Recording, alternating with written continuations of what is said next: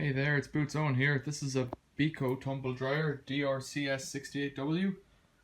It's a condensing dryer. I want to take off the back and just have a look inside, see if there's anything stuck in there. Sometimes these things get lint stuck in there and the element goes on fire, and I just want to have a look because there was a fault with this machine. Check out my other videos and see what happened to it. The suppressor had exploded inside it, which wouldn't stop it working, and it's a bit of a weird failure, so I'm going to take out the screws and have a look. In fact, I'll just take out all the screws around here and around here. I think the pump's in there, and I think the element is in here somewhere, so I'll take them out and then we'll have a look. Okay, so I've got the back off, and I took a moment. Here's the top of it, and you've got this piece of what looks to be stainless steel. It's like a second heat shield here with a warning symbol on the outside. I think the air comes out of the bottom here. I think it comes out of here where it's coldest through the element here, but it's not restricted. It can kind of flow both ways around the element. It's not really sealed. And you see in here at the bottom there's some little snots and bits of lint, the same as would be in the condenser.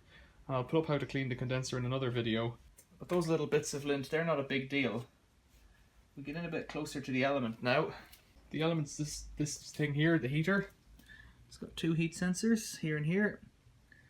And you can see there's nothing caught in that. It's only a cheapsy element. But it's not, like I've seen these where they're completely bunged up with lint. So I'll give that a vacuum, but there's really nothing too bad about it. Looks okay to me. In here you can see the back of the condenser. There's a bit of stuff in there, but relatively speaking, I think this is quite a clean machine. Over on this side then, this is the motor and the pump. So this is the pump unit here. And there's a float switch that activates it. So there must be a little thing in there that floats. One of these pipes is the flow and one's the return. I presume this one's the flow because it comes from the pump. And this one's the return. There's the belt. A bit of dust in there off the belt, but that's nothing major. Pretty simple really. I guess if you wanted to get in there, you can have a look. Take those off, those clips, lift the top up. In the back there you'll see there's the capacitor for the motor, just below my finger.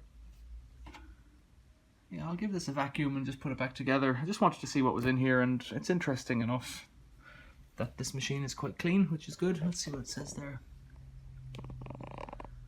Some numbers there, 240 volt, 8, I don't know what that means. A bit of lint just stuck up there, but nothing. So the air comes in here, goes through the element, and then into the laundry hot at the back, then flows down through at the bottom of the door through the filter and back in here to the condenser. So the air is doing this loop constantly, and somehow there's colder air coming in at the bottom. So there's a bit of air coming in the whole time, and there must be a bit of air escaping somewhere the whole time.